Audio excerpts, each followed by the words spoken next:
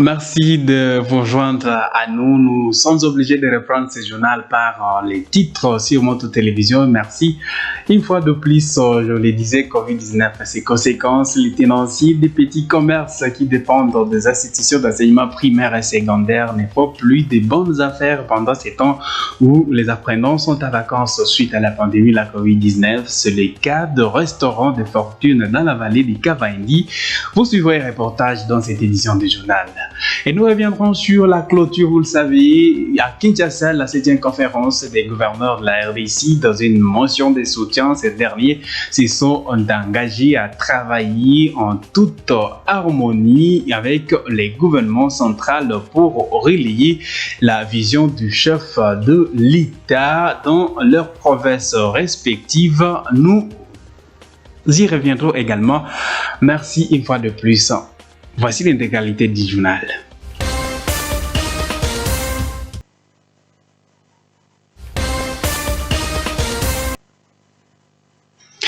Ainsi que je vous le disais au sommaire, le tenancier des petits commerces qui dépendent des institutions d'enseignement primaire et secondaire ne font plus de bonnes affaires pendant ce temps où les apprenants sont en vacances suite à la pandémie de la COVID-19. C'est le cas du tenancier des restaurants de fortune de la vallée du Kavaendi. Actuellement, ils disent peiner à nouer les 2 bouts de mois suite à la baisse des revenus faute à la clientèle. Francine Moussoa. Nous sommes dans la vallée du Kavaendi. Sur environ 8 restaurants de fortune opérationnels dans ces coins, 3 seulement continuent à œuvrer pendant ces temps de confinement. Généralement, ils vendent des vivres, notamment des frites aux écoliers et élèves. Mais depuis que ces apprenants sont en vacances, Onic n'a plus de clientèle. Elle peine à écouler ses denrées. Je pouvais finir les pommes de terre de 20 000 francs et je pouvais retourner au marché. Les pommes de terre de 10 000 francs font facilement 2 jours. Que les autorités nous aident à stabiliser ces affaires de confinement, car nous vivons péniblement. À quelques mètres de là, près de l'Institut de l'avenir de Butembo, nous rencontrons Vivouya, également restauratrice. Elle tient ses restaurants depuis plus de 20 ans maintenant et n'a de clients que des écoliers et élèves. Ces derniers, obligés à se confiner à la maison, Vivouya n'a plus de clients et cela impacte ses revenus.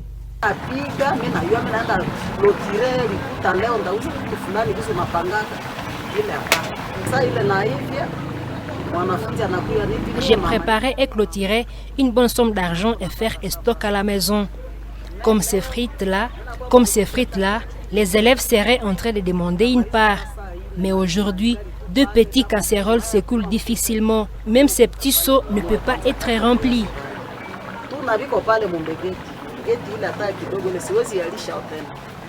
Le calvaire est également similaire pour Justine.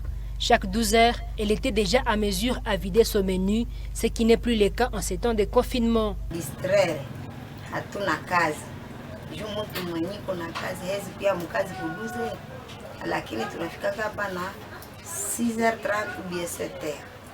Nous sommes en train de nous distraire ici, car on ne peut pas venir au travail à 12 heures. Nous arrivions à 6 heures ici et les élèves pouvaient aller à la récréation quand on finissait déjà à préparer des beignets, des frites, même des riz. Ces vendeuses disent prier Dieu pour que Corona soit vaincu et que les activités scolaires reprennent. Et il s'observe une hausse de prix de poissons importés dont les Thomson sur le marché de Butembo et Carton est passé de 60 000 à 75 000 francs congolais. À la base de cette hausse, c'est la rareté des poissons dans les points de ravitaillement après que de nombreux revendeurs ont écoulé l'essentiel de leurs marchandises dans cette période de festivité. Grâce à Coco, le détail. Ici au marché central de Butembo, nous rencontrons Tchachimwa, qui vend depuis près de 2 ans des poissons importés communément appelés Thomson. En cette veille de la fête des Nouvel An, cette commerçante accuse une carence à marchandises. Elle est obligée à vendre 2 têtes de poisson à 2 000 francs alors qu'elle en vendait à 1 000 francs il y a quelques semaines. Nous sommes en train de vendre les poissons Thomson, mais cela nous revient à un prix élevé. Actuellement, un carton coûte 75 000 par rapport à d'autres jours où cela nous revenait à 60 000. Cette hausse du prix de Thomson est vécue sur le marché depuis quelques matins. Un carton de poisson est passé de 60 000 à 75 000 francs congolais. Les importateurs de ces denrées qui nous viennent de l'Afrique australe et de l'Asie accusent la rareté des produits. Sur l'avenue du Centre, Chrysostome tient une chambre froide dans laquelle il stocke de Thomson. Aujourd'hui, sa chambre froide est presque vide. Il ne reste que quelques têtes de poisson qu'il ne sait pas vendre. Vers la fin de l'année, le Blanc organise les colonies de vacances et il s'en va pour le préparatif de fête. En voyageant, il laisse des petites quantités dans leur dépôt. Alors ce sont les petites quantités qui nous viennent en décembre, janvier jusqu'en février. À Butembo, cette espèce de poisson est actuellement très sollicitée dans l'alimentation, dans plusieurs ménages. Les tenanciers de certaines chambres froides vont jusqu'à vendre 40 cartons les jours en cette période de festivité. Et les députés ayant initié la motion de défiance contre les gouverneurs de province Carline Nzanzu Kasivita et son gouvernement promettent d'y revenir à la prochaine rentrée parlementaire. C'est l'honorable Prince Kiangi, élu de Walikali, et l'un des initiateurs de cette motion qu'il a déclaré en moto-télévision lors d'un entretien téléphonique. C'était quelques heures après la clôture mardi 29 décembre de la session parlementaire de septembre à l'Assemblée provinciale du Nord Kivu. Suivez.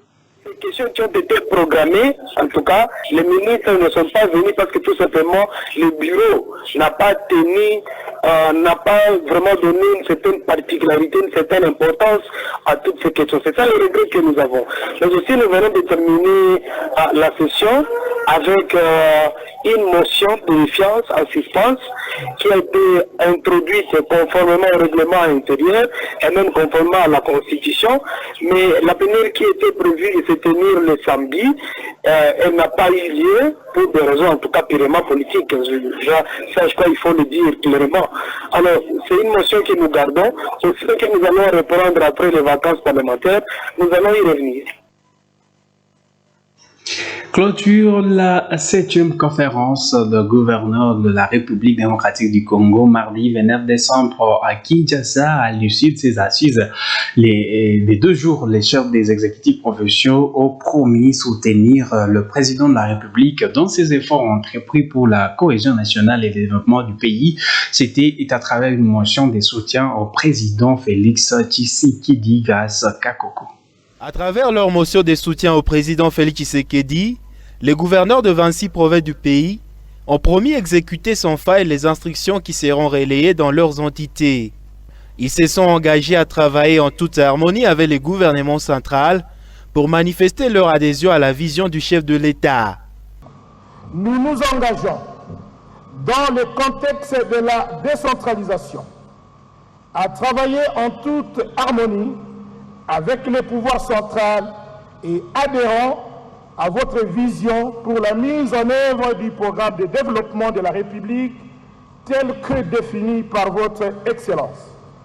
Aussi, nous, chefs des exécutifs provinciaux, réunis ici dans le cadre de la 7e conférence des gouverneurs de province, conscients du décollage timide 60 ans après l'accession de notre pays à l'indépendance, soulignons la nécessité de soutenir le nouvel élan lancé par votre très haute autorité. Le chef de l'État a garanti que son gouvernement libérera régulièrement les rétrocessions pour permettre au gouverneur de l'aider à matérialiser sa vision pour l'intérêt du peuple.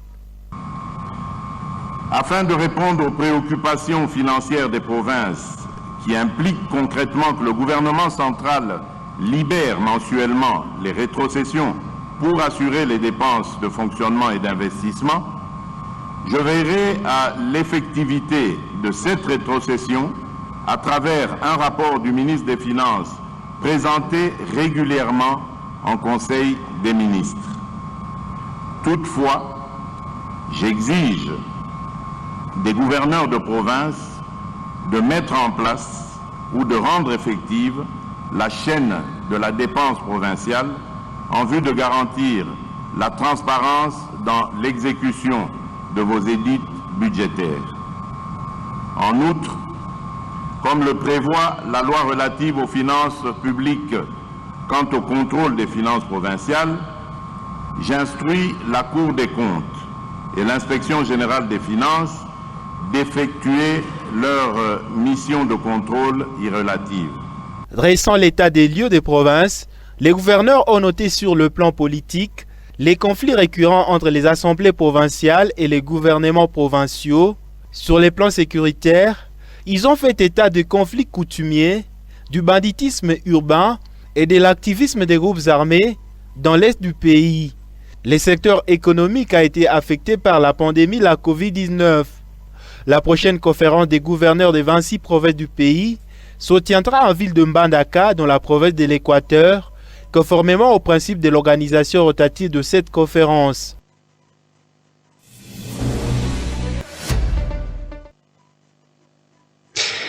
Poursuite du championnat local de football de Butembo en deuxième division pour ce mercredi 30 décembre. 2 rencontres étaient au programme dans le stade de Matokeo.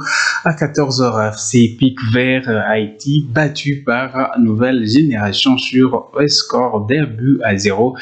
Et à deuxième rencontre, FC Calamou a pris les déçus sur Lyon-Ferrance par un score de 2-1. Ce mercredi 31 décembre, l'AS Rayon sera face au RCK et l'US Kitenge matchera à l'US Simba Club.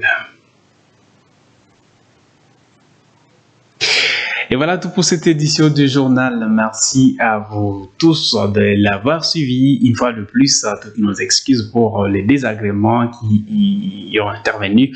Et on se retrouve l'année prochaine pour un nouveau journal sur Moto Télévision.